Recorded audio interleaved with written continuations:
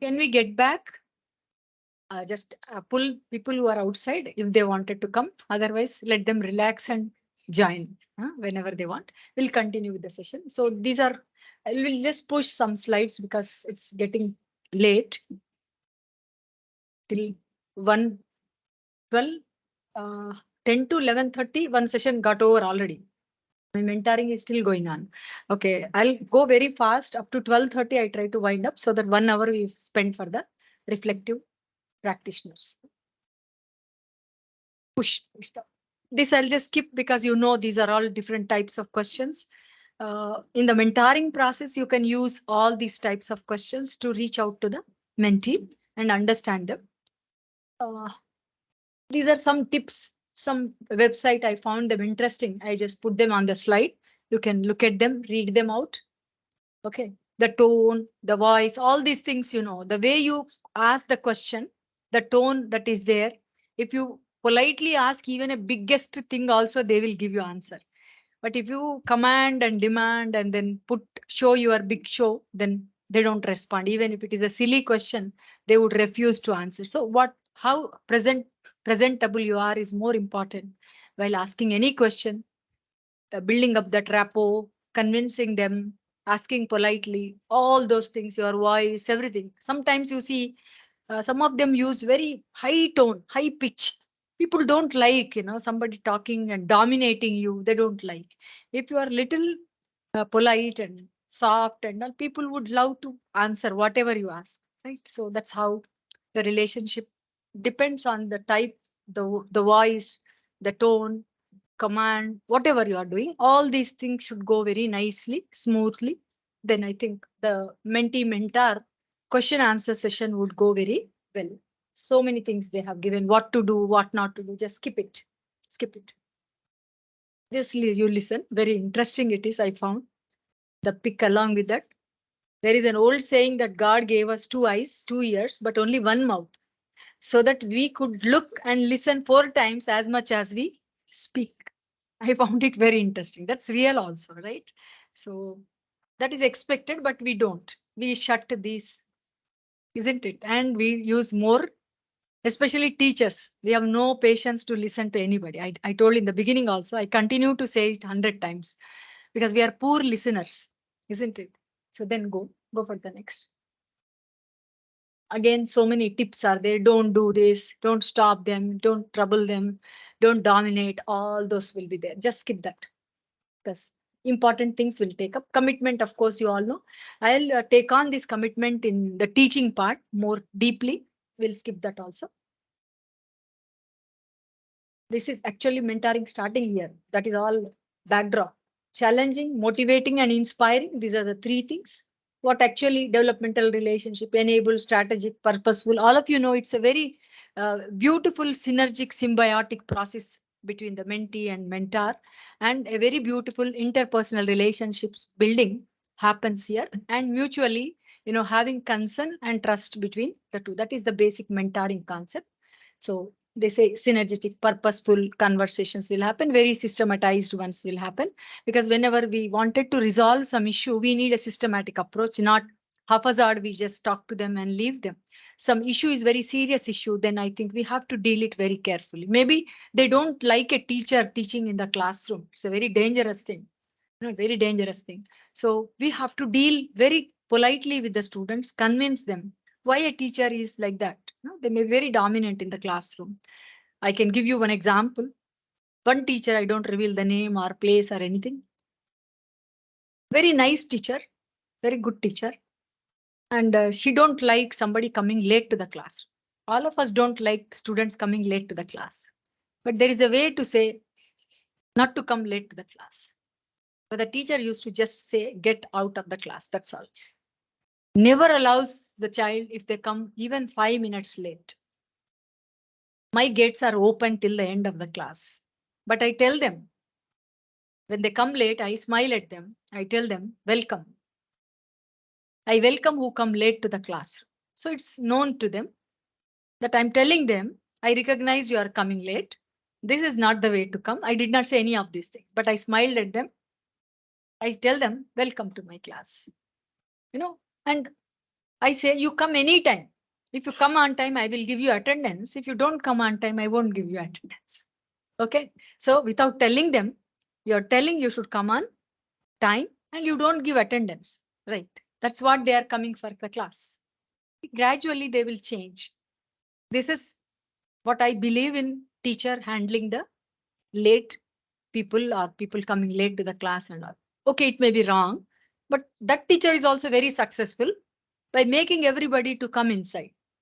But I tell you, there may be certain times. It's not that every day if a student is coming late, punish them, do whatever you want to do. But on and off, all of us are human beings.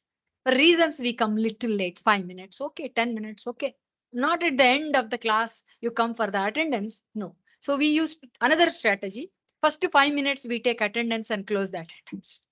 There are ways and means to curtail the late comers to the classroom, but not throw them out of the class. I believe that if the student has come, invite them into the classroom, let them take the benefit of the class, isn't it? Do you believe in me?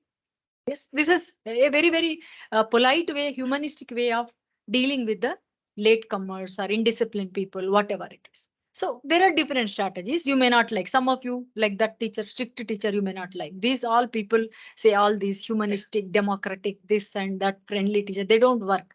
But I tell you, these teachers will be successful long time, very long time. They will remember you forever in life. This teacher also will be remembered in lifetime, but they don't adopt this strategy because they are the victims and also viewers of that kind of strategy, which is not humanistic, isn't it? So a mentor should be a humanist first. You may be a big counselor, you may be a great person, you may know so much knowledge, you must have read hundreds of volumes, but if you cannot handle humanistically the other fellow human being, all this is just waste, right? So that's what I feel. So understanding this as mentoring process is where 3 points are there. It is very challenging. Yes, I got. Yeah. Huh. I know. I know. Today there are no classrooms, no face-to-face interaction. Yeah.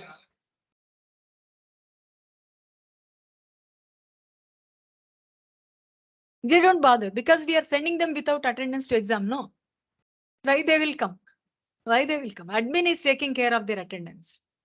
Many colleges, if you pay private colleges, attendance fees, assignments fees, projects fees, whatnot. There are every fee available in all many. I'm not saying Vivekananda. Vivekananda may not be like that because the strength shows that. There are many private colleges. There are no staff. Only on paper staff is there when we go for inspection. They just display physically everything. And the minute you come out of the gate, everybody will go away. Only somebody will be sitting in the college to maintain the records. That's all. And there are big business it has become. This is a very, I would say, negative story that is there. Much spread this particular story. People are relishing, people are enjoying, people are following. That's why the only solution to all these problems is digital universities. Whatever CEC people are saying for EMRCs, digitize everything, digital classes, digital universities, digitize everything, create repositories, online meet them, clarify them, because they are not interested. They want a degree. They are not interested in coming to the college. There are reasons. I tell you, especially in Telangana, the kind of students that we get are poor socio-economic background students. They have to support their family. So that is the human angle is there with every one of them. They cannot afford the fee to pay. So they have to earn their fee. They have to take care of somebody. So they are employed. Most of the students who come here, not here, any college, they're all employed. They say openly, I'm employed. What to do? How to curtail this kind of entry into the courses? We don't know because they don't reveal at the entry point. They reveal afterwards. They say without my, earning, my family will not run. They're married. So many stories are there. You get into the stories, there is no end to those stories, right? So we have to somewhere break these all stories and have some rule and regulation. So we follow all the rules and regulations. So what is, we should also think, no, this is the scenario. This is the need of the hour. How do we help out our students? How do we make them to learn? So the alternate is provide them all the repositories, keep them available whenever they need them, anytime, everywhere, anytime, anywhere, kind of opening and flexibility through digitization and digital repositories, all digital universities, isn't it? Somebody asked in a seminar when we have discussed last 2 months back, one boy got up, not boy, teacher got up and said, who will be the vice chancellor for digital university? So somebody said it is only a manager who needed to maintain and organize these all things. No vice chancellor is required, really, isn't it? So, anyways, he did not say not required, but that will be the last point to discuss in digital universities about a vice chancellor. So, nobody is able to find a solution to this problem. The alternate is everything should become available anywhere, anytime, at their convenience, flexible. All these things, if we can create and see the mechanism of testing them and fixing them for learning outcomes. This we can do, isn't it? Through projects. If you see in the West, they don't teach, hardly they teach. They don't even make it mandate to go to the classrooms. They give such kind of tasks and assignments, which needs lot of referencing, lot of learning, and lot of organization. You know, that they're ensuring through their assignments. Here, our assignment is only knowledge-based assignment. Copy, cut, paste, done. Homework is done. They don't even submit, pay money, done. So these are alternate strategies, private managements with their, this is a big story. I think even this whole year will not be sufficient to discuss on all these scenario. I will not get into that soup. So let us throw it out and find out the alternate ways. Find out the alternate ways. After pandemic, most of our students were asking, why don't you conduct? I think you also are getting same kind of, they were saying while cooking, I am listening to your classes. While taking care of the elder ones, I am listening to your classes. And these are the things maybe we don't know. 90%, 80% may be true, may not be true. They just mute and go away. Don't know, isn't it? Even if we ask question, no response, they are muted forever online. So these are some challenges we have. But only way out is ensure the learning outcomes through the mechanisms we can evolve. Assessment strategies, assignment strategies, group discussion forums, so many discourses, engagement activities, projects, whatever you can squeeze them out where you fix them to learn and show their learning outcomes. So this is the alternate ways we can do it. But we are not able to come out because we can't change. We are already old mode fixed with attendance as the greatest thing. Sincerity is the greatest thing. There are very bright students who are not sincere, studious like us. They are also good, bright. So let us accept them. Let us accept them and make them to understand what is the beauty of that studiousness, being studious, being sincere, being honest. How does it fruit out? These things, children don't know. We do have, we don't follow, but we expect others to be like that. Am I right? So they also get impressed if somebody is sincere, student, studious, and honest, but they will not be that. Am I right? Yes. You don't want to go to class, but you want everybody to come to class, right? Just that scenario happening. So we have to find out the alternate ways and more. So other day in the seminar, we came out with a resolution that digital universities is the only solution. Then many are afraid and panicky about losing employment. Then somebody said, no, there is no question of losing employment. We need to create a lot of repositories. So many teachers need to work to create day in and day out. And it is paid more than what you are paid in the regular classes. And depending upon your potential, you can recreate so many repositories, isn't it? So there will not be any problem for the employment. Much more employment will be there and more creative teachers, more committed teachers will get lot of attention, lot of I can say employment.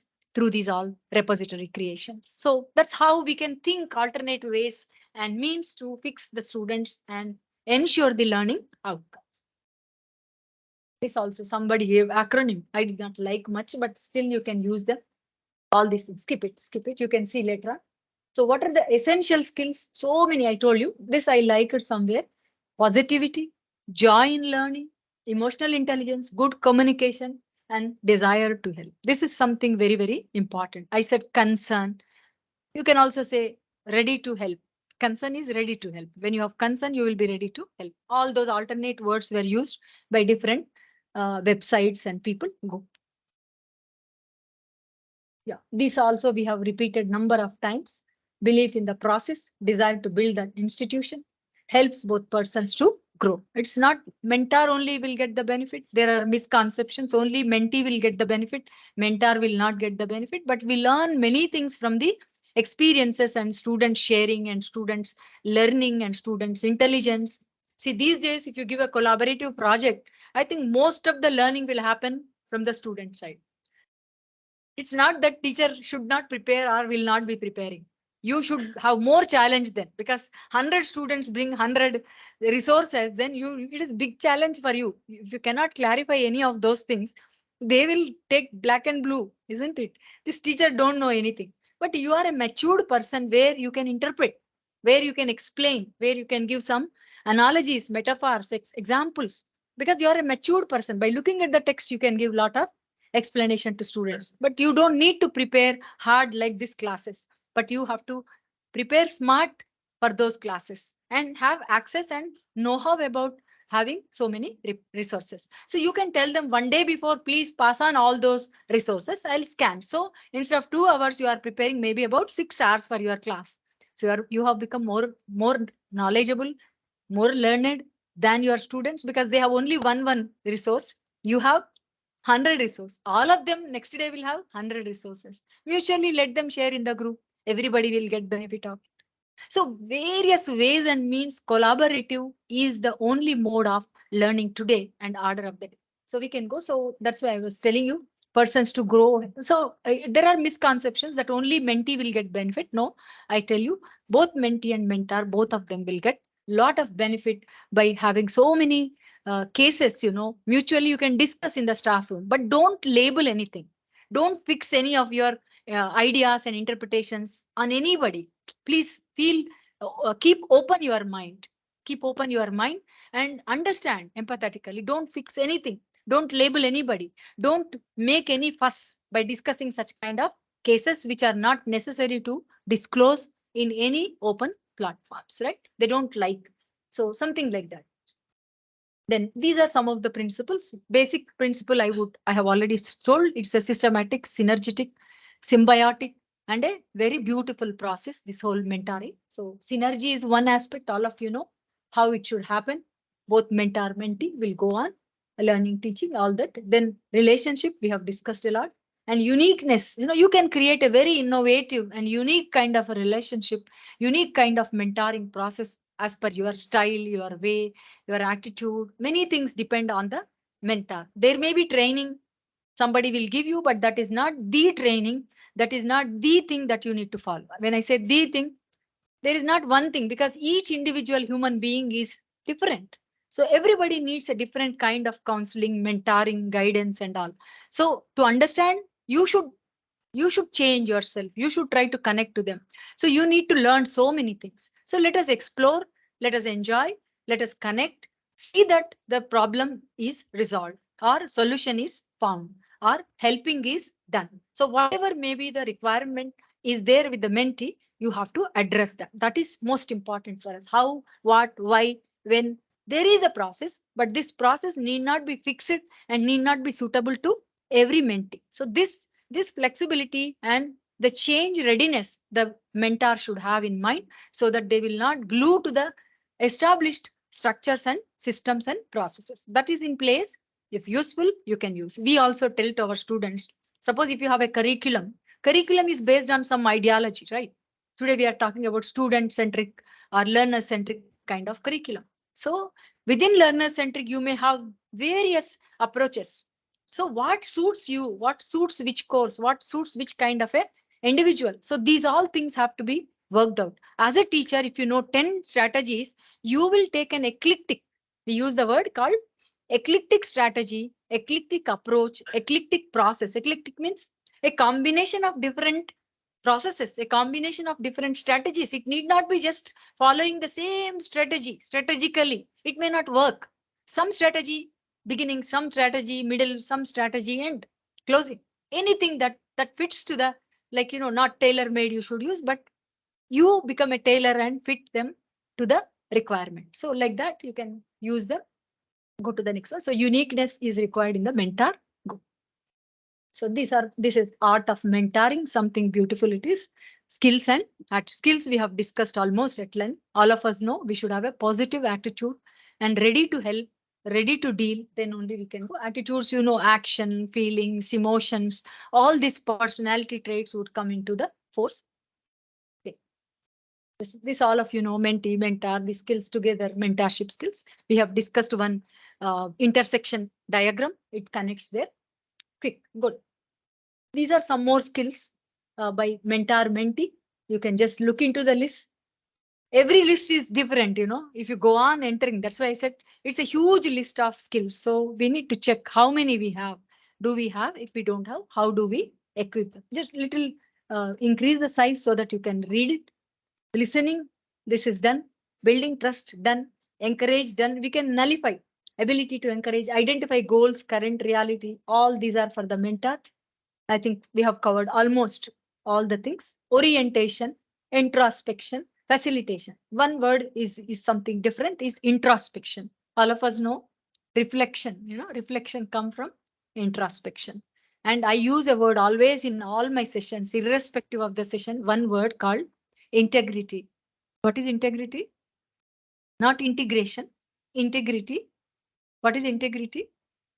It's very close to this. Anybody? Close to introspection. Integrity? Anybody? Only English teacher? Because literature people are, huh? Yeah, very nice, very nice. Very nice of you, because such a pinpointed answer so far I did not get. They were deviating from that. It's an excellent one. True to oneself. I will give another way of it. You are answerable to yourself. True to yourself. You are answerable to yourself. This is, I liked answer, so I use this one. You are answerable to yourself, not anybody else, right? That is what in our yoga and all we say consciousness, becoming conscious of what we are doing. So if we are conscious, automatically we rectify our own self. Nobody is required to put a late register to make the teachers to come on time. We are doing all this nonsense, right? Late register is not required for a teacher with integrity, isn't it? Late, monitoring doesn't require, NAC doesn't require, all these things are not required if teacher order is in place, isn't it? So teacher order is not in place. Teaching learning is not in place. So we had to put lot of riders, mechanisms, mentoring, monitoring, this nonsense, all that is happening. In Gurukulas in olden times, what was there? Just Guru's sight enough. Everybody used to be in discipline. An order used to be there in life. A beautiful relationship used to be there between Guru and Shishya. They may be harsh at point of time, but they used to be so close, like a parent and friend, everything. So that's what is expected even this modern teacher. Modern teacher is where they are starting and where they are ending. Entry and exit of the classroom is only teacher job. What is that job? What is that job? Memorize, vomit, get out. Okay, memorize, vomit, and get out. There is no teaching happening. It's only memory, vomiting, and fulfilling the task. And if you ask the same lecture suddenly on another day, teacher cannot deliver. If there is no technology, nothing will happen in the class. So it has become a memory gadget for all of us. Memory gadget for all of us, isn't it? So those days, teachers didn't had all these things, but they were versatile. They were versatile. We never used to go to the class in the beginning. No PPTs, not even a single sheet in the hand. Not that we memorize the lecture. Not that you need to memorize the lecture. You need to have an conceptual clarity on the topic. Then you will talk hundreds of hours, not 1 hour.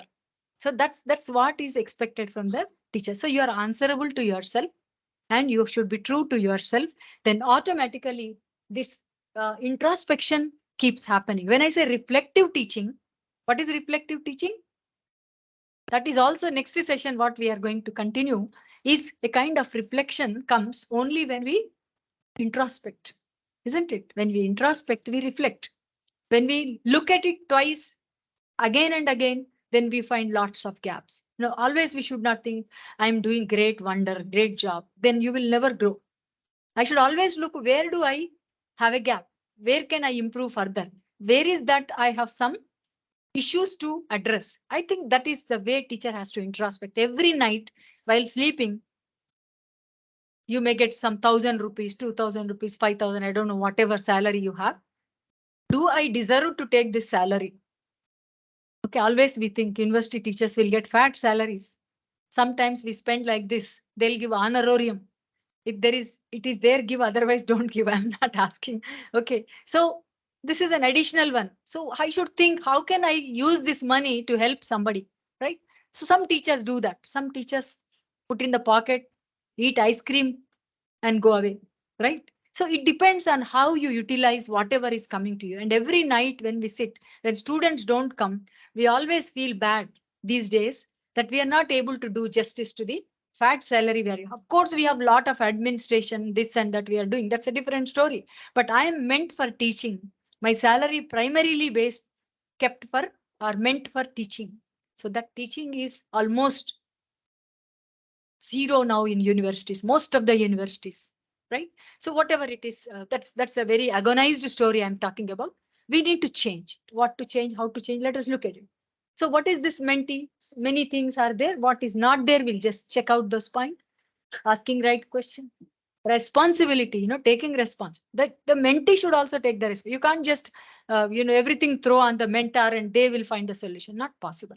Not possible. They should take the responsibility also, and they should strive hard to find the solution to their problem. It is their problem, actually their problem. Should make them to realize that problem and show them that how it will be useful for them if they find solution to their problem. So that kind of a preparation, mentally and physically, emotionally, all the dimensions you have to take care and prepare them. So connect the dots, that is nothing, willingness to learn, everything, they should come forward, then mentor will help. So the mutual, it is all mutual. Go ahead. So these are some of the skills needed for go come down. Okay, what is that attitude? Three stages are there, three dimensions, I would say. First is the beginning, start. Next is the process, during, and closing is the finding the way out to the issue, problem, concern, or any new innovative creative way of dealing with the situation. So whatever it is, so all that you have to take care. This is all about the attitude. So this mentor attitude towards these things should go very, very systematically and very, very systematically, and then in a proper way, only then we can find the solution to the problems appropriately. So like that, all these things, during, how the attitude has to be maintained at every stage, otherwise we may fail to address the issue. Attitude, very, very, this also you can skip. Difference, these are the stages. Some website I found it very interesting. So these are 4 stages, they say. It is the prescriptive stage. What is prescriptive? Suppose there is a health issue, you go to a doctor. What happens first? What do you call that? Diagnosis, right? Diagnosis. Nowadays, no doctor will diagnose, only diagnostic center will diagnose and give the report to the doctor. And he will not prescribe. Pharmaceutical industry prescribes. They say line of treatment. They use the word line of treatment. Everybody will use the same line of treatment, irrespective of the gravity of the patient. I had 2 experiences where they gave 3 different types of antibiotics 3 times a day. Can you imagine? What will happen to the patient? Patient was saying, my own husband, I'm saying, patient was saying that I don't want, I cannot bear with this pain. Still, doctor says this is line of treatment.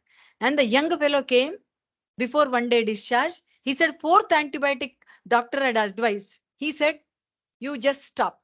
He got annoyed and angry with the kind of line of treatment.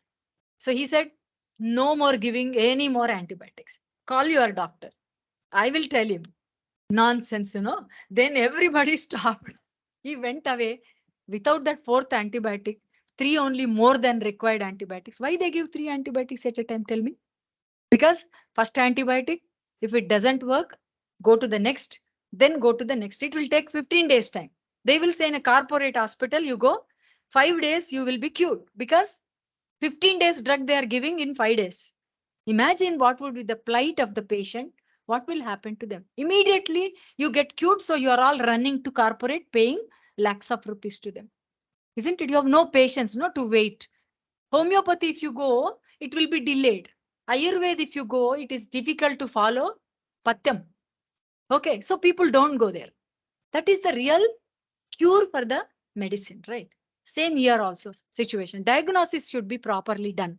You should focus what is the problem with the mentee and where actually the problem is coming up. What are the causes? What are the reasons? Just like a doctor treating a patient, diagnosis, then treatment, intervention. Treatment means intervention or treatment, then prognosis. What would be the result of it? Just this is the process. Anywhere it will happen. So they said prescriptive stage where you have to, contacting all that processes in the beginning, confidence building, taking appropriate data from them. They may mislead you sometimes. They may mislead you. They may not give you appropriate data. They may not connect to you. Lot of problems will be there sometimes. Till they build the confidence in you, trust in you, they don't open up. So that is a process. It takes some time for us. So you have to really work on that area very well. Then persuasive stage where negotiation will happen. You talk to them, convince them, build in them confidence and trust that you will help them definitely. This is a persuasion will happen. Then collaborative stage where both of you have to work together to find the solution to the problem, because I may advise, but it is you who have to put into action. So that collaboration will happen. Then you will go to the confirmative stage where you are there with the solution to the problem. So like that, guidance by providing proper direction, whatever is goal set for the mentee, that goal you work on collaboratively to find the solution or reach out the goal or achieve some excellence in life, whatever. It need not be always a problem. Mentee may come for you for some career guidance.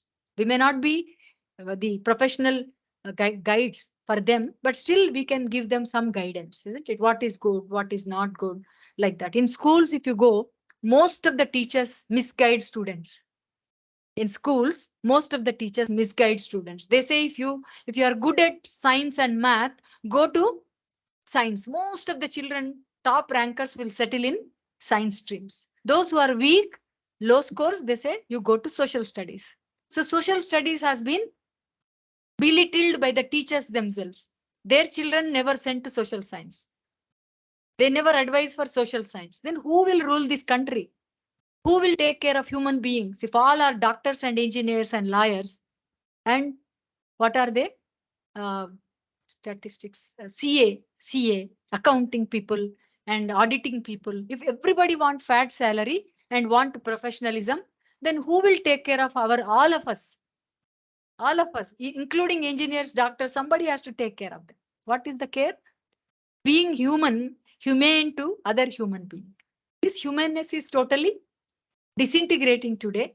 All software engineers have become another computer. This story is all of you know. I don't need to repeat this story. So this is how the relationships are really getting hard. And you see, whether you agree with me or not, these days couple, they are engaged most of the time in their career, mostly career oriented, right? Those days, somebody used to give up the job and live together. Now they say no. It is their job. Let them be in UK. I will be there in America. Sometime we will meet. Only it's a occasional travel, occasional meeting is happening with the people. I don't know whether right or wrong. This is the order of the day I'm saying. So naturally the attachment, the affiliation, the feelings, the emotions, the connect will not be there.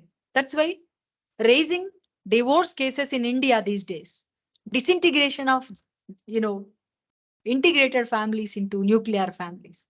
These are all, I'm not saying right or wrong. I have no judgment. So even mentor should never be judgmental, should never be judgmental. You should never judge. You should never judge. You should keep open and then invite and then go on exploring. Fix what is really, check the balance between the pros and cons, and only then come to the conclusion. So like that, we have to act very diligently and very, uh, I would say, consciously to suggest or advise or anything to our mentee. So this is where these four stages will have. Just you can skip it because we have done almost all the things: coach, advisor, this and that. All roles we have to play. Like a mother and father, the teacher is next. Guru Brahma, Guru Vishnu, Guru Devo Maheshwar. So like that, you know, first Guru has a very prominent place here. So you are a great mentor for them, a role model for them, all that. You are an opener for them, door opener, all these things. Just skip it. So I told you already, reflection, they should be reflective. They should have reflections. All that reflective observation should be like that.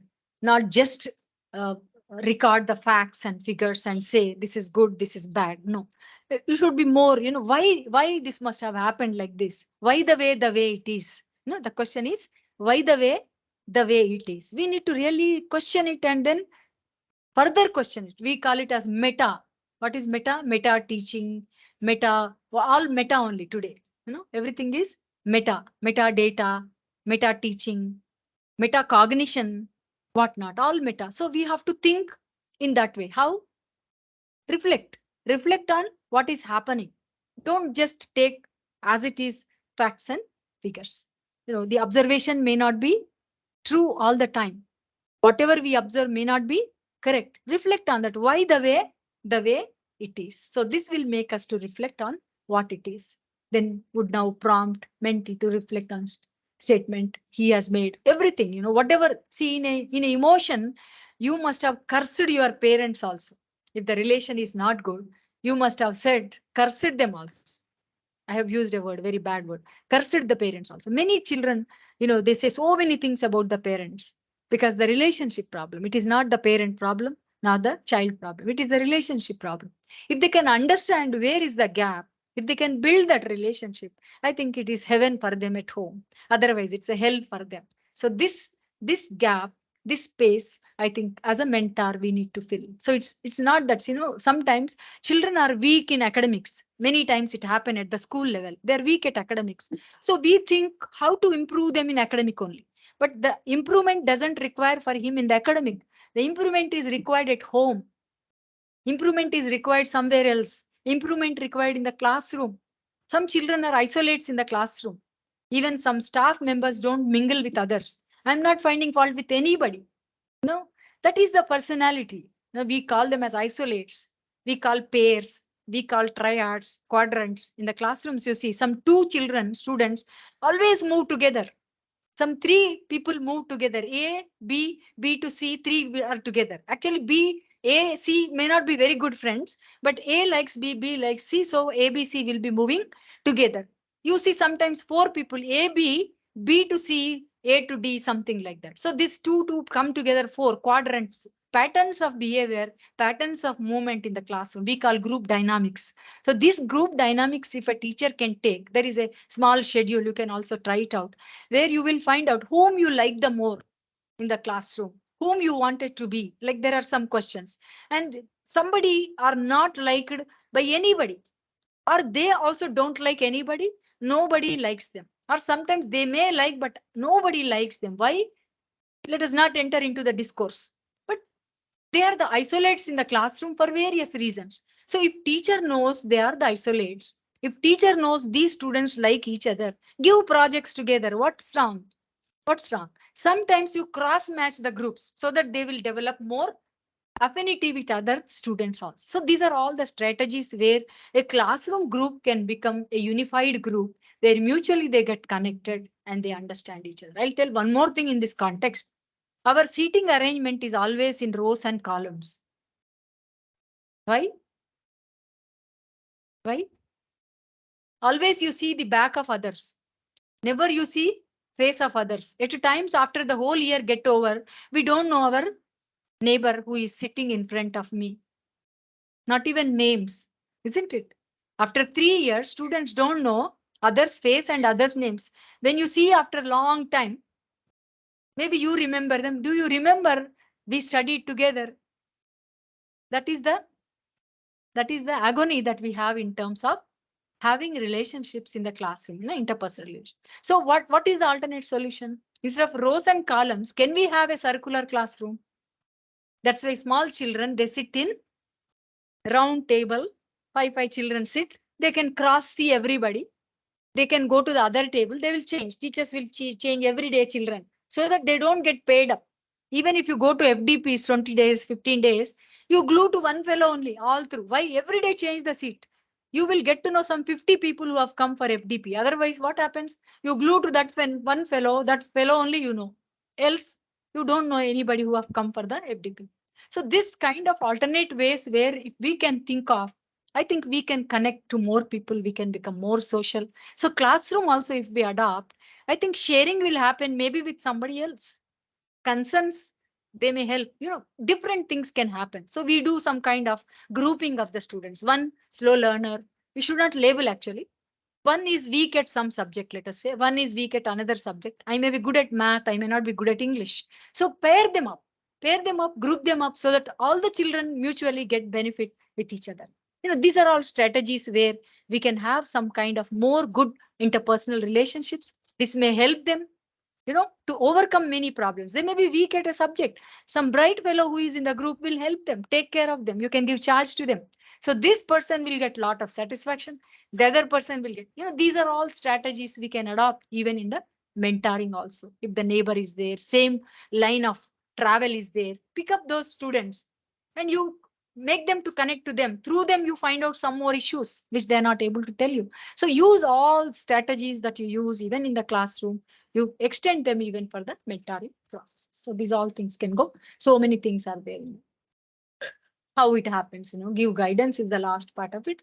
So observation, just look into those things, make a statement, then invite a reaction, all these things, lead, reflection, identify the context, observe the awareness, all these, somebody gave some line of action. I told you, line of treatment like that. Somebody found this is the way, somebody found some other approach.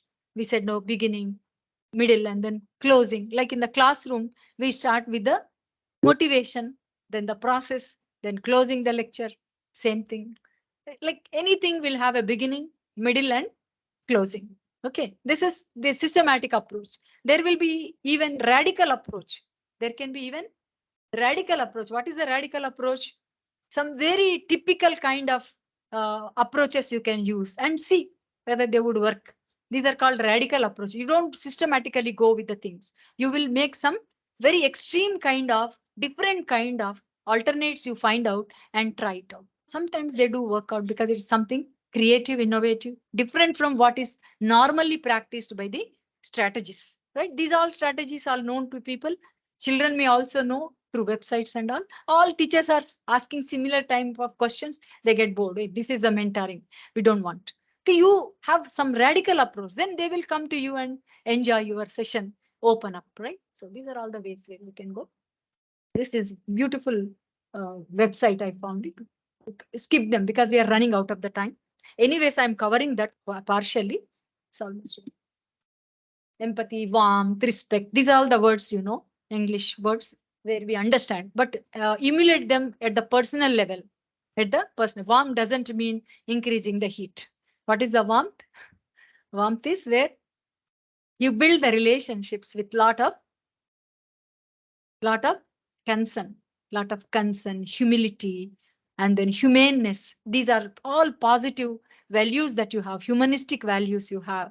Inspire them, ignite them, motivate them, promote them, show your empathy to them. All these things, when you put them in one capsule, they will become that empathy, warmth, and all such things, right? So these are and also the respect. This is very, very important. Every human being you should respect. Especially when we talk about children, we take them for granted. They're young, no? They're young. So we take them for granted, especially in the classrooms also. Teachers don't care. One teacher, very derogatory, I tell you, he was dean. I don't say what is his name, where he is. When students come for signature, to submit the thesis, it is my moral obligation as a dean. I should sign and attend to them, isn't it? We do that. We did that. But he says, why should I immediately attend to them? Let them wait. What is this attitude? Is it right? Very wrong. I said no. I said openly on his face, no, this is not right attitude. Please, you have to change. And then I don't know what has happened. We'll have a discussion. He said, okay, fine, we'll have a discussion. Let every staff member come and discuss. Whatever is right, we will adopt, isn't it? It is we are there. I said, you and me are there for them. If student is not there, you and me have no business here, right? So we are here to serve them. You should respect the student. You should learn how to respect the other fellow human being. If it is student, anybody, even a beggar, you have no right to shout at them. You say, I don't want to give. Don't give. But why do you shout? What right you have to shout at them? Whoever it may be, isn't it? A worker at home, we take them for granted. If they are not there, you will go to hell, isn't it? You should have that respect to them and take care of them. These things are not happening because this is all humanism, right? So humanists will become always successful, in my view, at least. I don't know. You have your own perceptions, but that is my perception. So respect is something which is inevitable for all of us to respect every human being. Even I should respect your time and harassment of your brain during these 3 hours. You should excuse me if anything such thing is happening. Please go down. Very quickly, we'll run down concreteness and focus, all these things, very specific, very anta kuda paddhatiga, systematic, it should happen. But at the same time, I have my own way of radical dealing with the situation. That also you can adopt, demanding or depending on the situation. If somebody is very quick heal they want, there are also medicines, quick heal medicines. If you put, what is that? Some oil. Navratan oil. Everybody will say Navratan oil you put in 5 minutes. What is that? Fair and lovely, you put, you become fair. You will not become fair, nor your headache will go. He has given some sedation kind of thing for your head, not to stimulate in the brain cells. So you may feel relieved for some time, by then you forget, isn't it? Actually, there is no headache, it is psychological, right? Psychological. So he subsided the psychological thinking for some time by making your brain dull, isn't it? All psychiatrists do that only, na? They will give to stop functioning that part of the brain. Finish. Treatment is done. No treatment. It is only suppression. All allopathy. I'm not against anybody, but allopathy is a suppressive medicine. Homeopathy is a curative medicine. Even Ayurveda is a curative medicine. So we should adopt, go for cure, not for suppression. We are all going for suppression. So close down all corporate hospitals. Not possible. When is it possible? If we all stop going to them. We should do something. This is right we should bring in. So we should not, play with our health, right? They're suppressing us. I don't know how many will agree with me, but I am convinced with that word, what I said. Right. These are all the things. What okay, so many things. Confrontation, somebody say, conflict management, somebody say, negotiation, somebody say. So various words you can use them. Putting in front, where you have to deal with the situation, handle the situation, focus on the point, or deal with it in a proper way. All these words. Just go on. Skip. Choice of storytelling. This is another, only when needed. You can tell them some stories, suppose if you get, sometimes the psychologists or counselors will play very beautiful role with them. They know about the person. They tell the same story to them. Similar story to them. Then they will open up. Okay, mine is also similar story. So they will open up and then share the stories. So like that, they will give more grave situation to them. Then they feel, okay, mine is little less than this grave situation. I am more comfortable than the other fellow. So like that, you can use this story.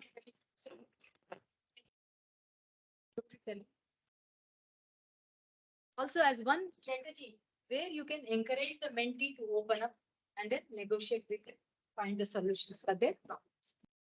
Let's see how many more are there. Do's, don'ts, just skip. I think by now you understood what is do's, don'ts, what is mentoring. I have not given you any line of action. You should excuse me for that. You will have your own line of action depending upon the mentee that you get. There is nothing like the format. There may be, you can surf, you will find, but it may not suit to fit to everybody. So it is you. Mentor is the great person on the earth. So you can, even if you can change, transform somebody's life, I think we have done great might to this world, by saving one's life. We all know suicidal tendencies. Just a few minutes or few hours, sometimes they reveal, even before 1 week, sometimes they keep talking about this. Those who are closely connected to them, they know that something is going to happen. If we are alert and know these kind of situations, we can stop many people going for the suicidal kind of situation. Like that in psychology, they use a lot of such counseling where they make them to overcome, open up. Opening up is a major issue for all of us. Even all of us, we have certain stigmas, certain inhibitions, certain stereotypical behaviors. These will create all problems. Why we should be like that only? Tell me. Why we should wear sari only? See, all the time I used to get a doubt. Why we should wear a sari only? This is a tradition. Okay. This is a tradition. Fine. So like that, there is a lot of change has come in the tradition also. If you go to any degree college now, many schools now, teachers are all with jubba, pajama. They're not wearing like this saris. Still, we have that stigma. If you go in this, you look dignified. Who said? We said. Nobody said. Why you don't look dignified in a pajama? Jubba, why you don't look? Why men can look dignified in a pant shirt? Why women cannot look? These are all gender. Okay, I'm trying to make it more humorous to think and reflect. To think and reflect. These are all our stereotypical thinking, our stigmas, our inhibitions, our, whatever it is. When whatever is comfortable, whatever is dignified, whatever is not obscene, I feel everything is good. You agree with me? Yes. A fat man can wear a pant shirt, but a fat woman cannot wear it. Gender discussions we start. Why? She looks obscene. He doesn't look. Okay, these are some gender typical clothing, gender typical kind of things. So even these things may make sometimes. One girl in B.Ed we had long time back. She was a failure in a medical seat. She looks so nice. I never thought she has that problem. She used to stay in a hostel. One day she came to me in the evening sometime. Some story, big story. I will not go into the details of the story, but she doesn't look like that. She wears nice jeans, nice t-shirt, and she looks very forward and all. She told me one day the story that she didn't get the seat. All her friends got in. Narayana, Chaitanya, you know the stories. So this Chaitanya story, she did not get the seat into medical. So she stayed back for 1.5 years in her room without meeting any friends, cutting down all social relations. So much stereotypical, so much stigmatic she has become. I was really shocked by the behavior. What parents must have undergone, you tell me? She was here in city, she was not getting connected to parents. So much. So who is responsible for this kind of a issue? Maybe parents must have pressurized, or she must have got peer pressure. Parents may not have pressurized, but peer pressure we have. All my friends got, they are all successful medical doctors tomorrow. I will not be able to do that. But somebody suggested her, why don't you go for education? You may find some change. Just like that, you go. If you like, you continue, otherwise, don't. She came here. She said, after some time, I think this is the right place I came. I'm able to overcome certain inhibitions that I have. So then I said, you did a very excellent work by joining with us. Medicine is not only the course, right? So all our parents cry, hue and cry. They wanted IIT only, they wanted medical only, they want aims only, they want this only, that only. Why? Pressure, so much pressure. They end up with so many psychological disorders, so many issues, anxiety issues, whatnot, so many things. So what is this all? So we have to educate in the classrooms, these are all things. Some maybe failure in medical came to you in biology class. They have no interest in your biology because they are always thinking I missed out medical class. Okay. So half of the time their mind is there with their friends who are doing medicine. You should tell them it's nonsense. It's Nonsense. Whatever is chosen. Just now I was sharing from biology science, I came to social science, natural science to social science. Today, I think this is the right place I am. Okay. This is the right place I am because I'm enjoying my profession with passion. Okay. So that is how you can see it's done. Okay. We can go to another presentation, but we have only uh, half an hour time left. Holistically, I'll scaffold everything connecting mentoring to reflective teaching. So by and large, whatever I'm talking, it's not mere mentoring, but I'm talking as if we are dealing with the students in a classroom. So teacher need not have separate sessions for mentoring. You as a teacher, you will be dealing with the students with this backdrop in your mind, and your keen observation in the classroom enables you to identify various cases in the classroom, various students in the classroom who need some special attention.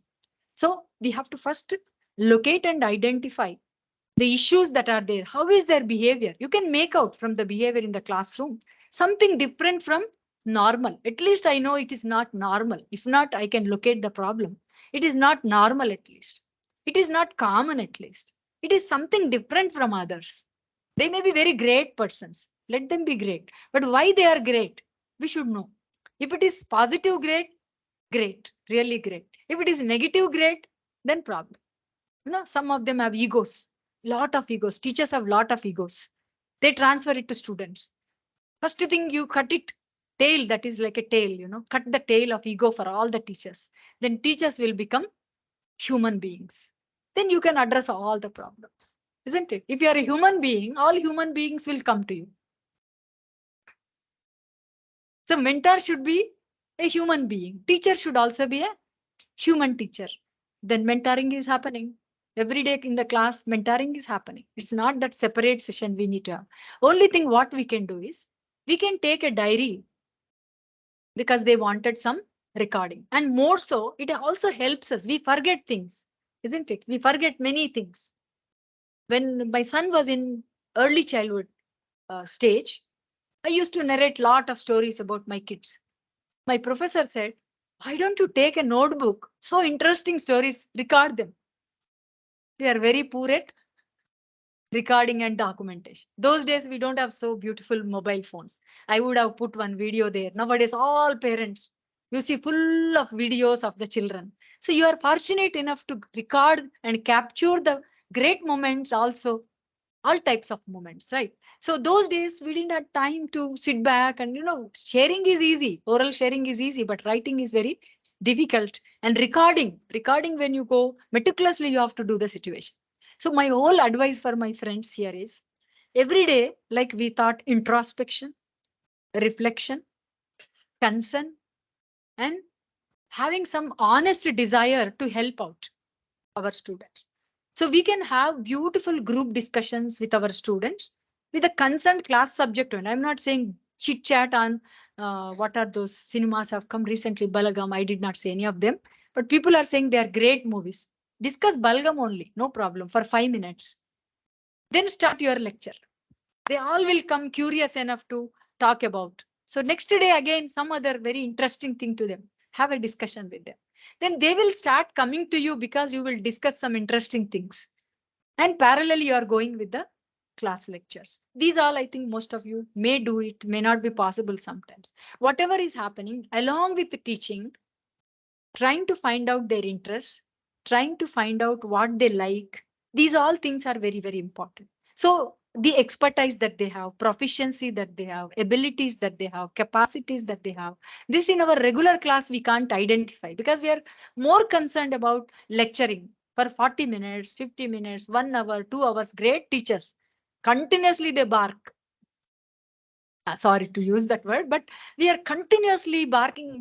I'm also doing same thing from morning. So this is a business where they get bored. It's a drudgery, stereotypical, boring. So they don't come to our class. So what we need to do, find out what are the treasures that are there in our classrooms. Locate them, provide some feed to them so that they satisfy and come with interest to the classroom. 5 minutes every day we can spend for such kind of activities in the classroom. Engage every student so that all of them glue to your class, come with interest to the class, and make them responsible for their learning. We call no self-directed learning and self-focused learning, self-helped learning. These are the modern strategies of pedagogy. So we should use those all pedagogies. These are all the words which normally I use. There's no time to go with this. This is a 3-hour session which goes. I'll just pinpointedly take few slides and then give you. You can just, this is all about, I don't want to enter into all this Desiko, Navalakshana, all that you have. These are the commitments. One commitment word I'll tell you and skip all other things. All of you know, as a teacher, if we are committed to the society, to the human values, and to the profession, and to the learner, these are all NCTE, tool has given us in 2000. We still follow this and we still value it. See, when you say commitment, all of us know what is commitment. Yes. In Telugu, they say nibaddata. Nibaddata, accountability, commitment, responsibility. These are alternately used. But commitment is more powerful word, more close word, more innate, intrinsic word, I feel. So if I'm committed for what? Teaching, learning, learning outcomes, welfare, health, happiness, peace, normalcy. Go on. Give a big list of things that my student should be a happy student in my class. Whether they get 90 score, 100 score, 200 score, least bothered. Don't worry about the scores.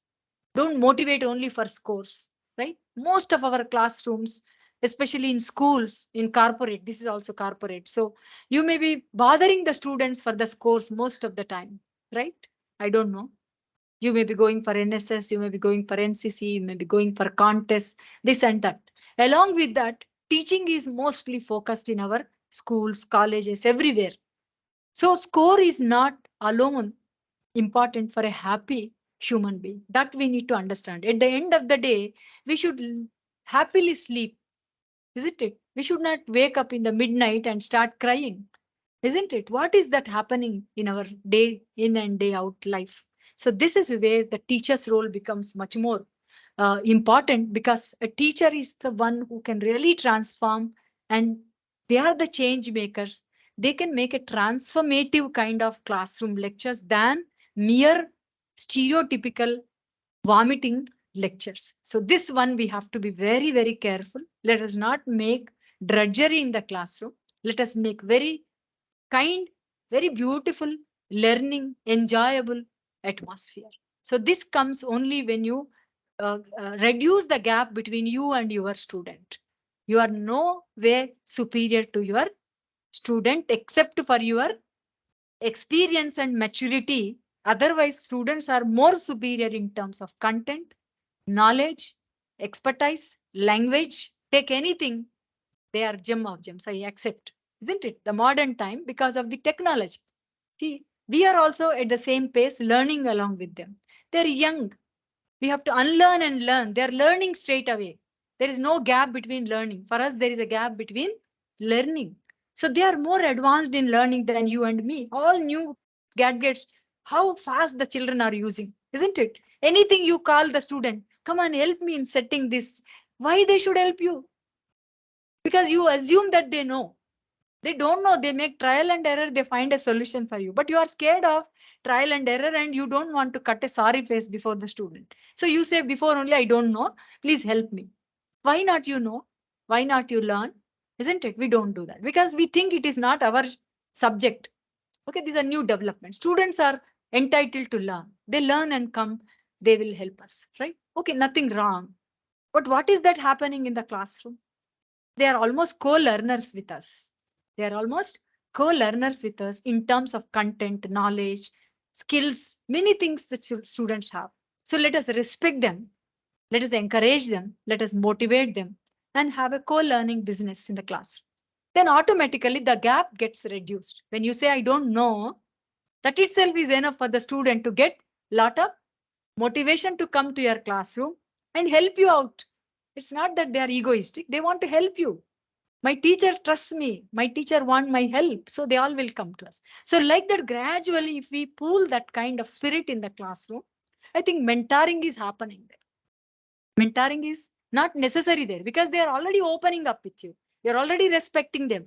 You're already taking care of them, finding out their talents, their capacities, all that, and recognizing them, putting them in place. Where is the problem?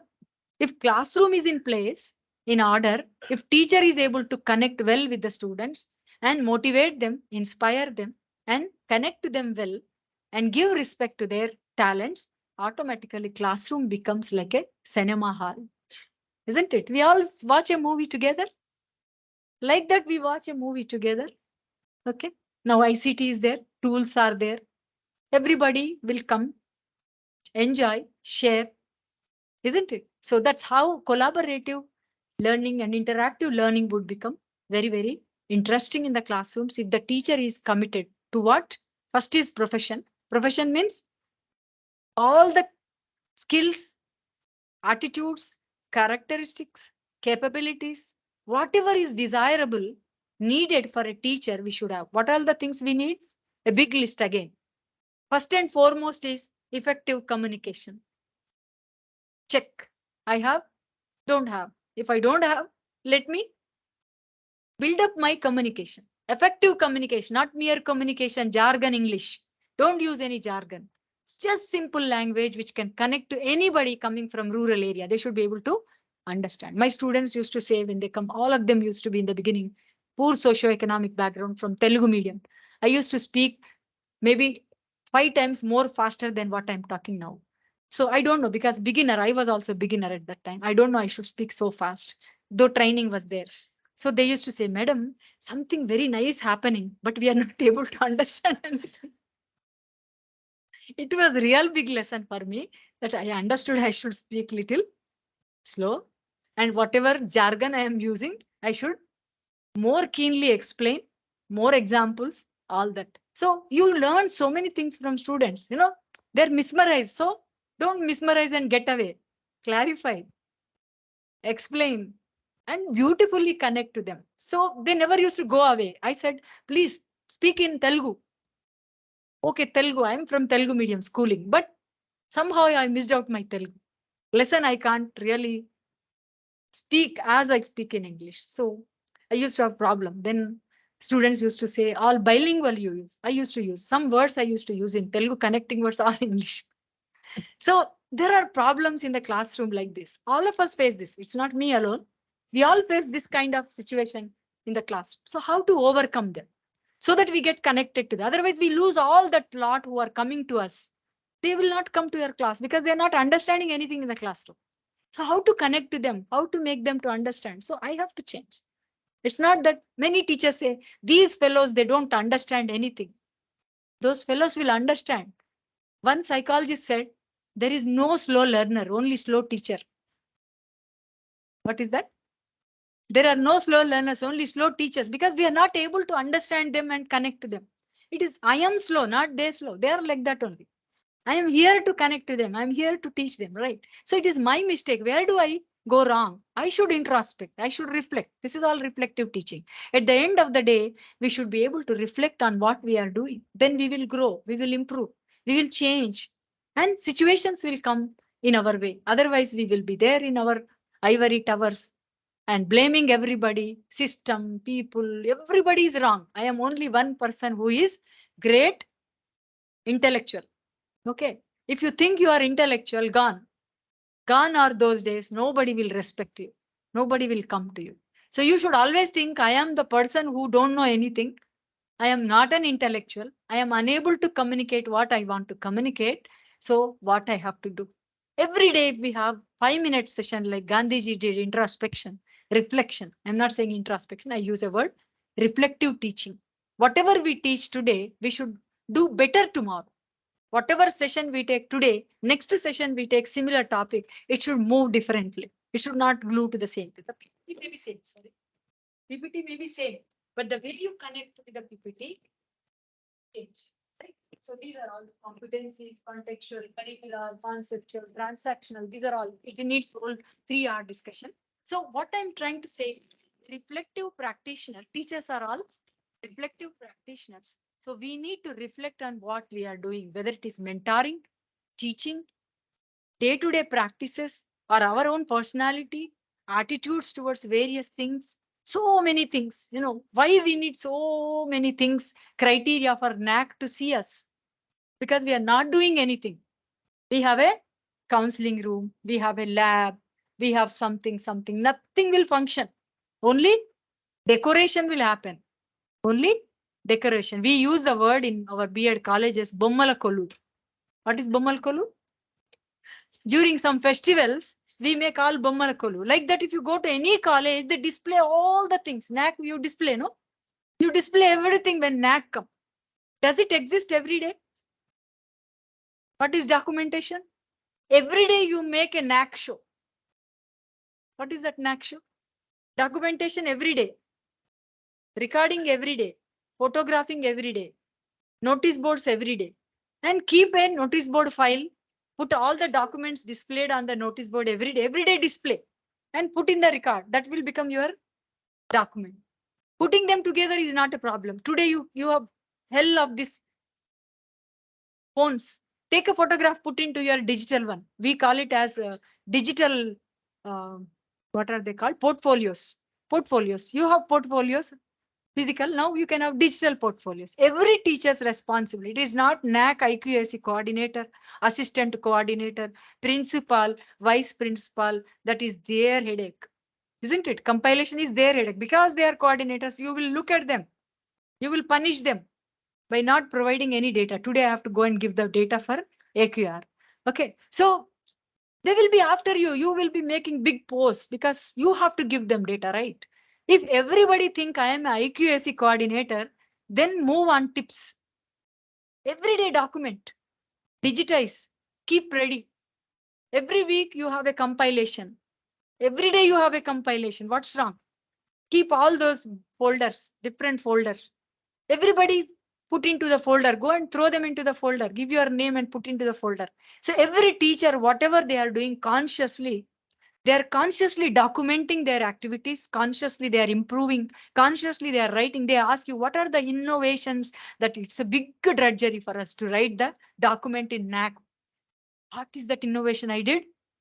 We all think we have not done any innovation in life. So what can we write there? Anything that you do little different from normal is innovation. Whatever you do not normal is innovation. If you are not organizing class by rows and columns, make a round table discussion. I can write discourse was conducted in the classroom, my innovation. Okay, write it. That is also innovation. Write whatever you are doing. It becomes innovation once you write it. If you don't write it, it becomes normal. You may think, what is innovation? You just read some scripts written by people. Innovations. Patent. They apply for patent. They get pay some money. They get a certificate. Patent. Okay. Americans got patent on neem. We did not write. They wrote. They got it. So same thing we have to do in NAC. So not for the sake of NAC. The problem comes here is that we are doing everything for NAC. Somebody say we have to conduct programs because we have to write in NAC. We don't conduct program for NAC. We conduct program for our betterment, for our improvement. These conceptions are not happening in any college discourses and discussions. So we need to have a very serious discourse and discussion with all the teachers in the classroom. Ask their ideas. Ask them to write down forcefully. For a whole day you write whatever you want to write. Then what happens? Our brains storm. We start thinking. Why we can't write? Because we don't think. Why we cannot think? Because we don't act. Why we don't act? Why we don't act? Why we don't act? We don't have commitment. We don't have commitment. This is my class, This is my class. These are my students. This is my institution. This is my country. In commitment, they say commitment to the society. Then you may feel wondered. What is this commitment to the society? I'm teaching zoology. Yes, zoology, environmental ethics. Go further. This will become a citizen of tomorrow. So when it becomes a citizen of tomorrow, what he has to change, how he has to change, what he has to do. I should connect my topic to the society and assume and presume in the future that would happen. then prepare this fellow for the future. In coming 10 years, 20 years, my student is going to become citizen of tomorrow. In my absence, my student should become a responsible citizen of India, democratic citizen of India. These all nowhere zoology, biology teaches. How do they become citizens of good citizens of India? Isn't it? A science student never taught about the ethics, about democratic values. How do they become democratic citizens of India? Where is the space for that? So think like that. So whatever activity we are doing every day, spend 10 minutes time, just 10 minutes time. You can, IQSC coordinator can take it up with a stick in hand. Every day ask them, put messages in the group. What is that you have done today? Please report to me. You be after them, torture them so that they start writing. Share in the group. This person wrote very beautifully. Then others will get stimulation. So something like that, everybody should make this big bundle of creative items and ideas, recording, digitized material in their systems. Okay, this system, recorded ones, day in and day out, is supplied to the IQSC coordinator. Every weekend, IQSC coordinator should go around and go with a pen drive and a hard disk. Ask them, what is that you have done? Please share with me. You will embarrass them like anything. They tend to write something at least. When you start writing, you develop that motivation to make something different from others. You share in the groups, then they will modify, they will change. So this writing and documentation, not only for NAC, this helps us in writing our articles. The ideas are there. Indians are great idea generators and also good documenters. That's why the whole tradition of knowledge, IKS, is there. Now Indian knowledge system is coming up so well. There is a cell under ministry. They are developing lot of exploration they are doing about Indian knowledge systems. So in each of our areas, we have lot of potential and treasure available with us. Let us just recap from our Indian ancient knowledge systems. We find so many parallels and metaphors to our system of education, whatever disciplinary knowledge we have. Let us bring them and show as our innovation. Okay, today we are talking about team teaching, peer teaching, monitorial system, collaborative learning, cooperate. These are the strategies. Where they're not there, I have in my presentation somewhere. You can go down. This is the reflective practitioners. What you need to do, thinking about practice, exploring practice, reflecting on practice. This is the reflective practice cycle. You can find somewhere. Just look at the transmissional, transactional, transformational. If you just understand, transformational is the reflective kind of a teaching, reflective kind of a practice. Teaching, translate them into practice. Whatever practice you have, reflect on them. What am I doing? Is it right? Can I do better than this? Can I improve further? These are the 3, 4 questions every day. If I ask, I think I make a difference in my very presence. So this should lead into writing. Writing is the most biggest problem for all of us. So let us sit in a group, start writing. We can discuss and write. If not, sit at home, write. During afternoon, lunch break, 1 hour, half an hour we'll eat, half an hour we'll have a discussion. Script something, put the records there and go home. Maybe something would happen. Every day share mutually. You see what others have written. Don't copy, just understand what others have written. Change something differently from what they are writing. So it's a mission. It's not a small thing where overnight we can achieve. I think if you start this kind of a mission mode working, no NAC fellow can dare to come and ask you to display Bummalkalu. Because every day your recording is there. Every day there is a geotag is there. Every day there is a, documentation is done. Display is done every day. Take a photograph every day on the notice board. Day-wise notice board you take out. More than that, what else he need? You write in the notice board, we put this. Why the hell you should put and write? Show them pictorials. We can do it, right? All notices, how much awareness you give to students about so many things, maybe about environment, maybe about drug, this and that. So many things are there. Gender issues, this ragging. So put posters every day, have a discussion, make the students to talk, record them, put them. So this should become not only just per se recording, it should become our everyday practice. So habits will lead to Your schedule, routine will lead to your attitude, attitude will lead to your values. So at a point of time, you value that what you are doing, you value it. When you value it, it becomes your positive attitude towards all those things. So we want to transform. This is the transformational with the learning results in shift in perspective. So everybody have to change their way of doing things in a transformative mode, not just routine, something different to show off, nothing like that. Just you should come from the heart and mind, from your soul, you should work. It should be passion for your work every time, every time. Don't have jealous, comparison, and competition. Throw them out. Throw them out. If you want to work together, work together. Nothing will happen if you are more or less. Don't label. If you don't want to label, don't put any name there. Don't put any name there. Science teachers, science department, social department, commerce department. Don't put anybody's name. Okay, beside it, there will be name. Your department heads know your name, but don't others know your name. Then you are working for the development of the institution at large. So how much commerce has done affiliation towards your department? How much college has done? How much we are able to show to the nation? So we should have a larger perspective. We should work in a very higher spirit, with that soul level. If you work, it's called meditation. We will be in meditative state every day. When you're working hard, when you're working with zeal, when you're working with inspiration, when you have commitment to do something great for your institution, you want to bring some great things to your institution, not just per se display, but from the heart and mind, soul, meditative level you work. I think you will enjoy your day. Everybody will do it collectively. Then no jealous, no competition, no repenting. Everybody own others' success as their success. These are very easy to say, I know. Then start publishing. Collaborative publications you do. Collective publications you do. This documentation writing is very, very difficult task. If you want, take one big course from somebody. Let somebody come and address you.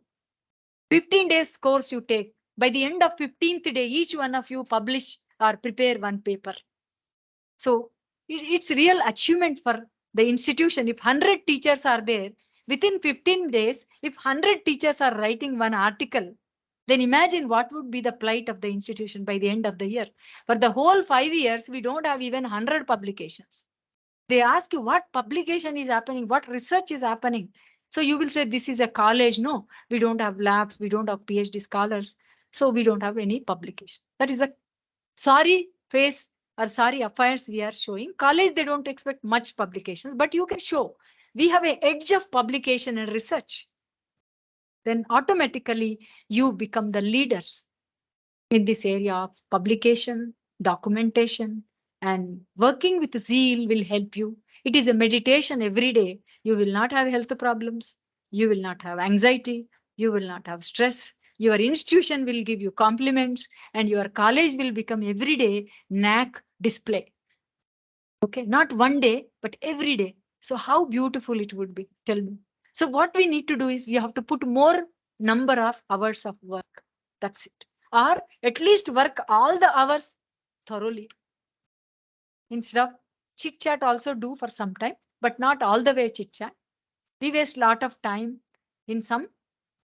I don't need to say all that. So how effective we are every day, if you reflect, reflective practitioners, then automatically we know there is no output. 1 month, no output. 2 months, no output. You become restless. You become restless. Then you start working. So only thing is we should develop that inspiration, motivation, ignition to do something. That restlessness, that force, prompt will make you become very active. I tell you, all of you will become thin, those who are fat. All of you will become active, those who are lazy. All of you will enjoy your achievements, isn't it? See, always somebody will be there to write. Why somebody should write? Why not I write? So this is where, as a reflective practitioner, all the teachers, if they work with commitment, I don't think any knack is required to monitor and give us a certification, isn't it? You just send your newsletter to knack fellow every month. Send them newsletter. So they will be shocked to see your newsletter. It is happening every day. isn't it? All those newsletters are enough for them to check and see what is happening in the college. It's not showing on the 368th day. You are showing every month the newsletter is there in their office. Got it. So this kind of work and zeal, if all of us, not only Vivekananda College, if all teachers, if they determine, I'll tell you, India will emerge back to our what? Vishwagurus. We were Vishwagurus. We are Vishwagurus with lethargy. Tomorrow we would definitely will become Vishwagurus if we give up lethargy. So only problem we have is what? Very, very lousy people. Indians are all like that. We know all the things. We are not able to explore. All Europeans are claiming our knowledge as their knowledge, isn't it? So see that so much knowledge is available. So much facilities are there. So much we can do. We don't need to look for somebody to give an opportunity. We need to grab the opportunity. Who stopped you from publication? Who stopped you from doing classroom research? We can do. Who stopped you from using alternate strategies of pedagogy? Nobody stopped. We think we don't have opportunity. We have enough opportunity, isn't it? So it is we who have to take a lead. Every one of us. Don't wait for somebody to lead us. Let us all lead ourselves. This is the kind of spirit a reflective practitioner can have. So that documentation you can do, experimentation you can do, innovations you can do. Every day write it. That is one thing I think whoever is IQAC coordinator, see that by next month you make some difference in your approach to push everybody to do something concrete and send you some 10 photographs at least what they have done. Okay, 10 pages of documentation what they have done. And at least some 4 or 5 new strategies they have used in the classroom. Whatever you are doing, write it down. It becomes innovation. I'm telling you. Okay. Then you will start thinking what else I can do than giving mere lecture. Then it becomes an innovation. Innovations in pedagogy, innovative administrative practices, innovative documentary practices, anything you want, you are the leaders, right? Here is the leader who will lead us. He is a great inspirational, motivational leader behind us. So when I saw him, I was very happy that if you follow minimum footsteps of Vivekananda, I think you will overcome every problem. Got it? So thank you. We cannot run the show. Anything that I can give. One UNESCO one, with all, I think you got uh, this 1, 2 slides. This SWAC helps you in, you all know that. I don't need to tell you, but just go to 1, 2 slides and just, yes. Holistic teaching learning, where you have the point of, these 2 slides will have this is 1.0 education, 2.0 education. Now we are at almost 5.0 education. I have just given up to 4.0 education. There I have written digital immigrants taught to digital natives because of the 4.0 industrial revolution that is happening in technology. So we are there in their hands now. We are answerable. It's a big challenge for all of us. We need to do that. And apart from that, go back or front, just flash back, go back. No, no, no. Come forward. Come forward. Slow, slow, slow. There. Go back. Here. This was prior to 1990s. We had pedagogy. Pedagogy is, what is pedagogy? Method or science or technique of teaching, right? So there up till 90s, it was the in practice. Then up to 210, it has been changed. Somebody have suggested andragogy. They said pedagogy is for children. So when you are teaching adults, it should be andragogy. Lot of debate happened, but still they compromised to call it as pedagogy now. Still andragogy is being used for adult literacy, lifelong learning and all. Then after 2010, it has become synagogy. What is synagogy? Below I have written all the things. What is the meaning of this and all those things? You can take it from that. Synagogy. Then cyberogogy. As the development is happening in technology, the pedagogical nomenclature is being changed. The structure and all things by and large same. Then heutagogy happened. Then paragogy happened. So like that, there is a transformation after 2010. Now, at present, we are using n number of strategies of teaching learning. So this transformation we have to adopt, new changes we have to emulate, And 5.0 education we have to give in the classroom. No more that old gold lecture method 1.0. I give, you take, days have gone. So they give, we give, both of us co-learn. Co-learning is the order of the day. Self-directed learning is the order of the day. So this, we have to work very hard. It's not easy to work. Giving a lecture is very, very easy. But motivation, inspiration, ignition is very, very difficult unless you become a leader in the classroom. Teachers are all leaders in the classroom. You should lead the group, transform the group, and change the whole scenario of the institutional functioning. I think that would really make you become great people everywhere, not only NAC. Don't think of NAC. NAC will be the last thing for you. So you emerge like leaders. Let us all emerge like leaders, right? Thank you so much. Any questions? If you have, just like that, you do anything comes up. These are all our ancient methodological issues. If I go, there is a big story about that. Just go. Panchatantra is there. You know how Mitrala, Mitrabhed, Shravana, Manana, Nidhi, Dhyasana, where the pedagogy is the best pedagogy. Still today, they hold good. We can follow them also. So like that. This is one Turiya. I will close my discussion. I said I will stop. I cannot withhold my what interest in this area from sharing from all of you. This is Mandukya Upanishad. I think some 14 verses are very shortest Upanishad of all Upanishads, very small Upanishad. They talk about this consciousness, how how to realize our real self. We are all in a in a shell, thinking that we are that. We have to break this shell, understand what is the real self. So I'll give one small analogy from this verse. It says, see, all of us know in this conscious awakened state what we are. I'm talking to all of you. You're all looking at me. I am standing before the podium. This is all conscious thing that is happening. All of us are aware of this conscious state of our mind. Then when you go to sleep, all of us sleep, right?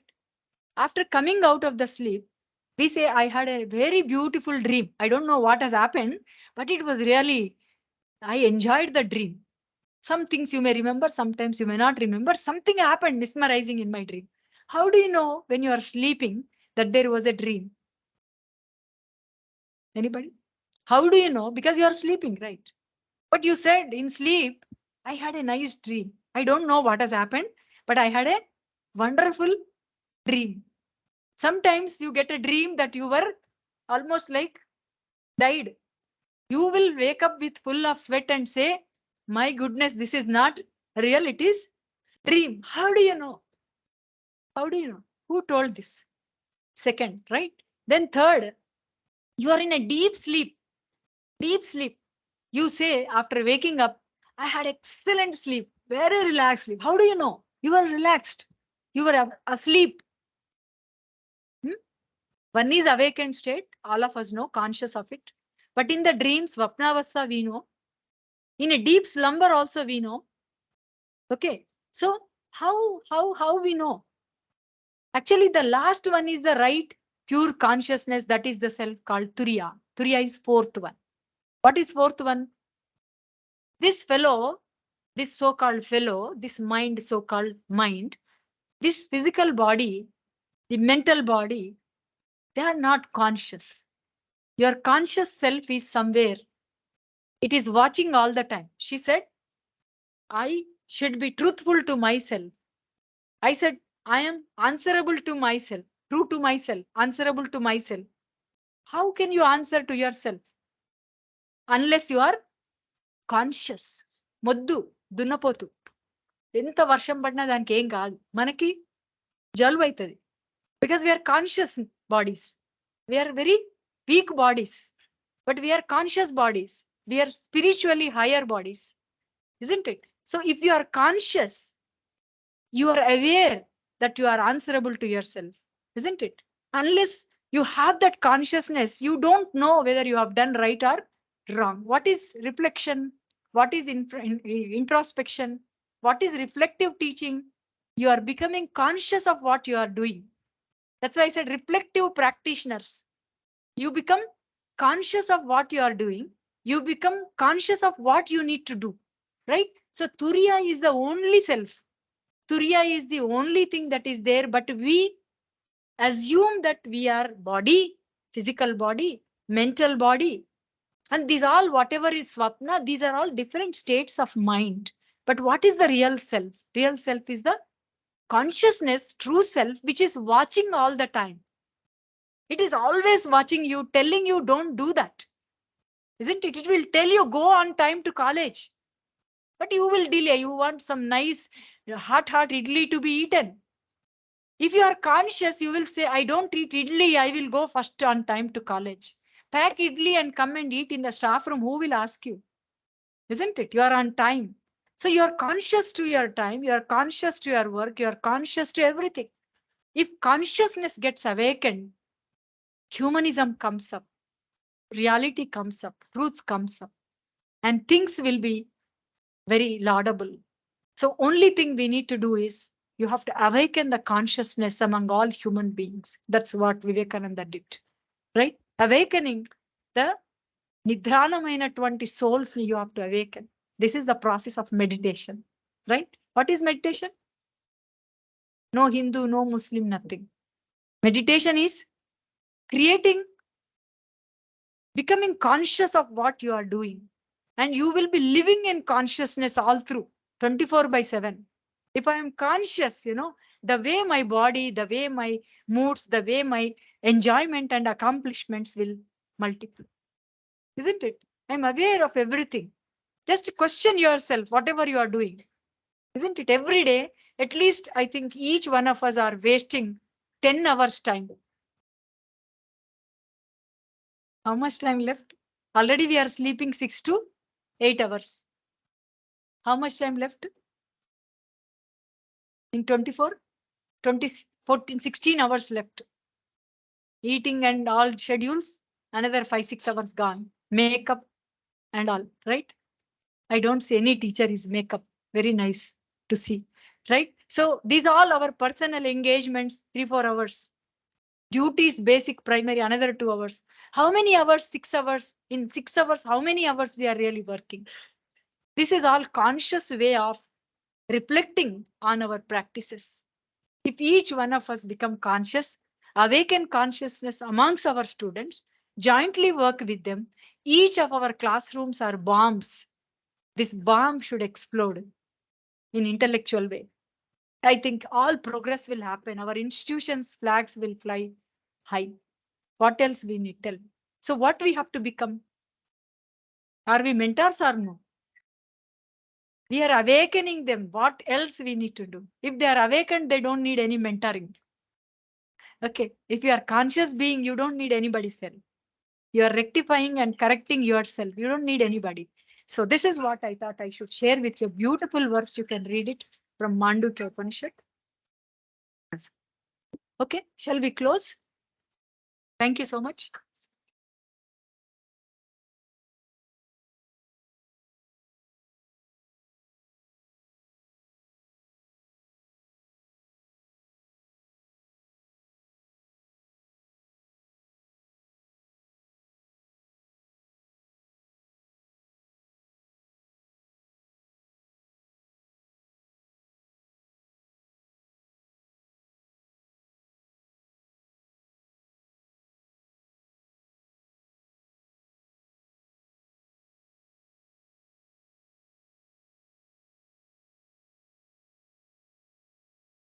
That was truly an enriching session.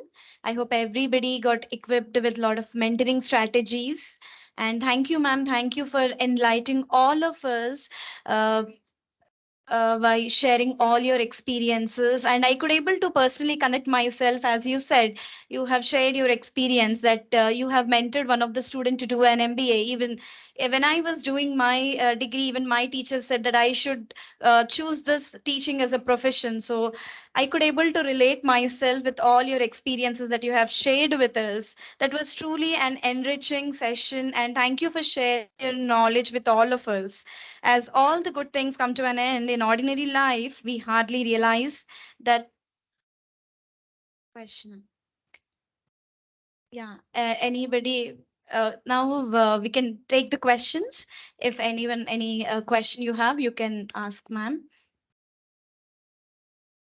Online participants, post a message in the chat box if you have any questions, or they can ask.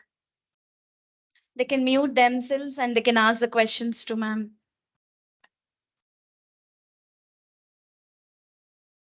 They will tell me the answer. Right. Okay. Thank you. Any question? Any Yeah. questions? Here only question. Please come here so that they will. Sir, please come here.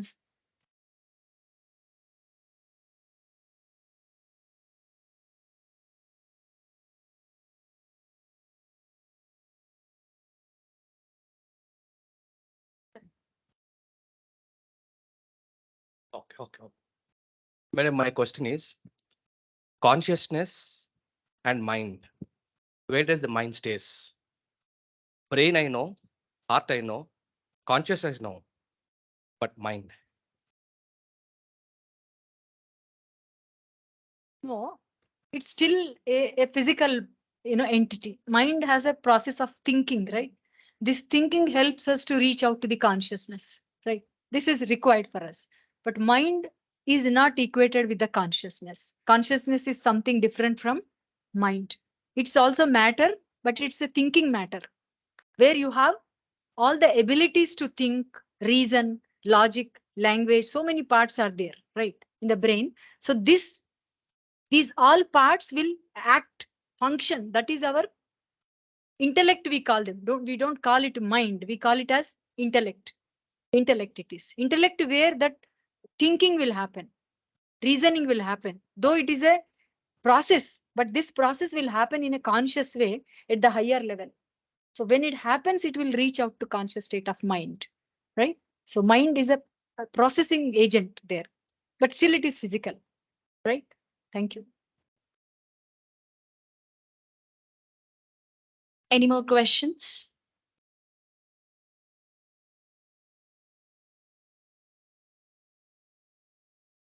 Good afternoon. I have something to ask.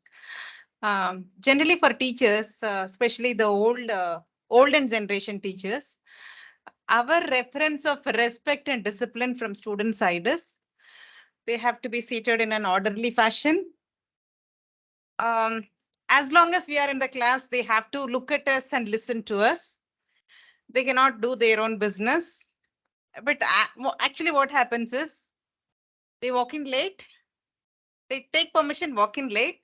They don't identify an empty seat and go and be seated. They find their own seat, and on the way they greet their friends. It's in middle of the class. So we get disturbed. We pause. Students also get disturbed. And second thing is somebody feels thirsty. They take their bag, open the zip, pull out a bottle and drinks, and then that bottle gets passed on in the class. And we know that they are thirsty and they can drink water, but it causes some amount of disturbance and that is disturbing us. So how do we handle this? And they are not disrespectful. They feel that it is okay to, do these things. And according to them, they are not disrespecting us. So how do we handle this? It is really a disturbing factor. And especially when children walk in late. Yes. Whether it is right or wrong, you should judge it. Okay. So we are not judging anything. Classroom, that's why I said we have certain stereotypical thinking for anything in life. Why should a class be like that? First question. That is what students think. As long as I'm learning, why teacher has a problem, right? So who said this discipline should be like this? We only said, right? Can we make some amendments? Can we make some amendments in the classroom?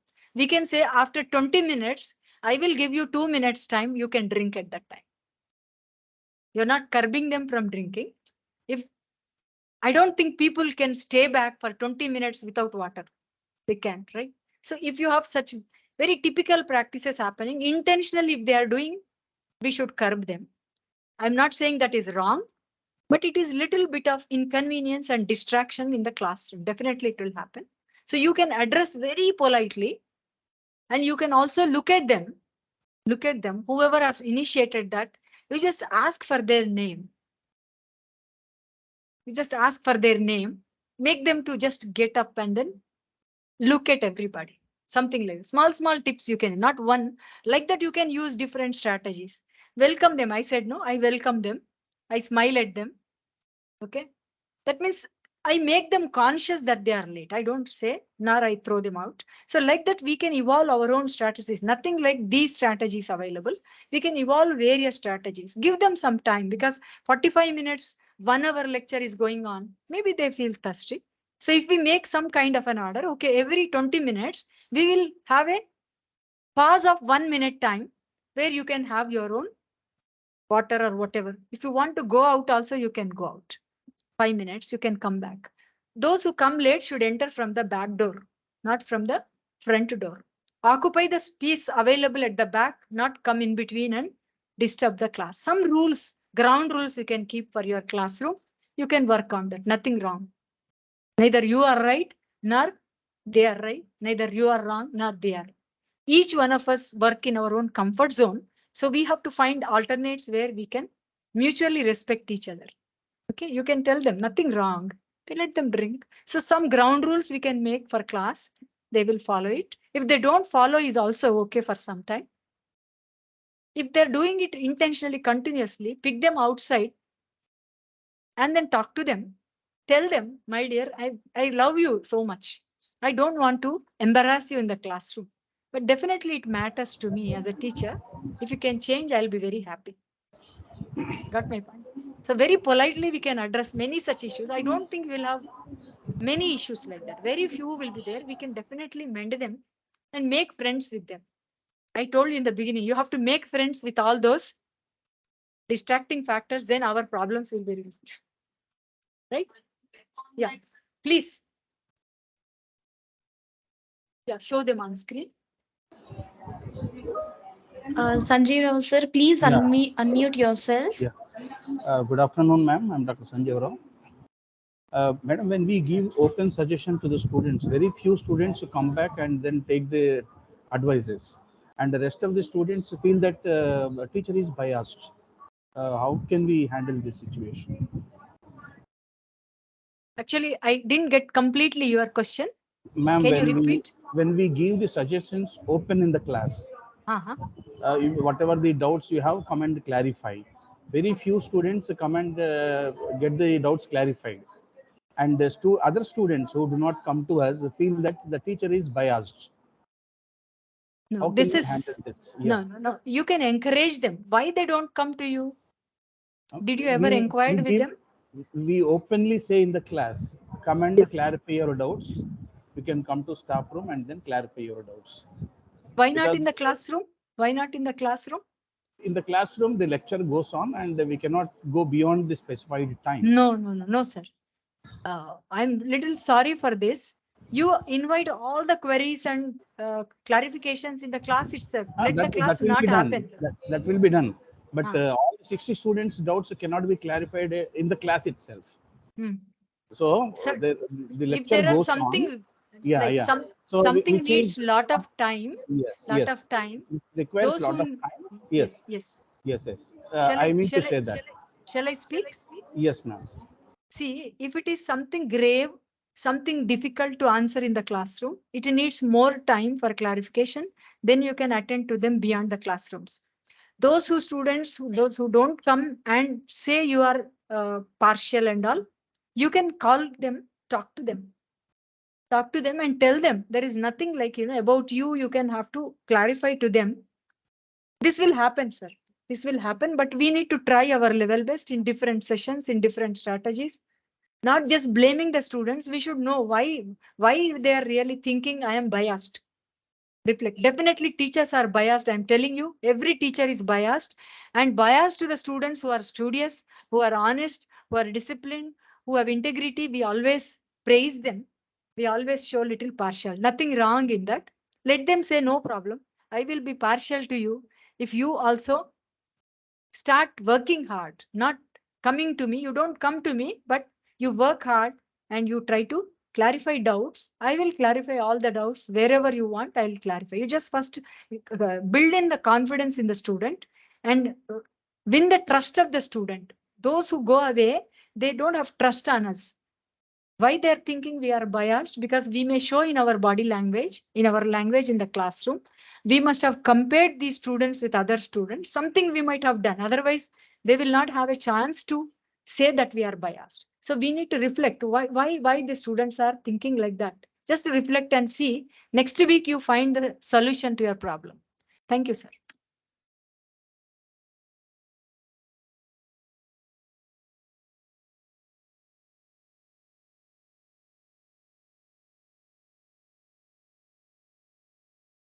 Thank you so much, Mrunalini madam. It's a wonderful experience we had. In fact, you have made us learn, unlearn, relearn with consciousness. So we should be conscious all the time that we understood. And thank you so much for giving an excellent session. Now, at this moment, I cannot question you after listening to this 3 hours wonderful Vande Mataram Vande Bharat Express, connecting everything, morals, ethics, everything. I cannot question you asking, please tell us some mentoring strategies. It is a foolish thing from my end. So we will develop our own mentoring ways and our own mentoring strategies. And then we will come back to you sometime later, showing our results also. Thank you so much, ma'am. Thank you for giving a wonderful session to us. And let's have a big round of applause for ma'am.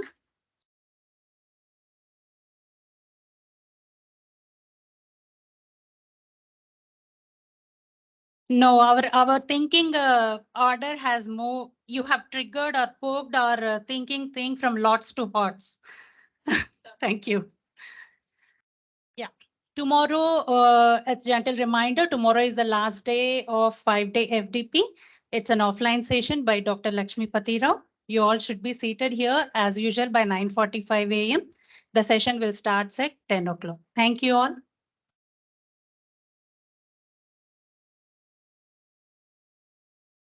Thanks to all the online participants also. Please be available tomorrow by 9:45 a.m. Thank you, one and all.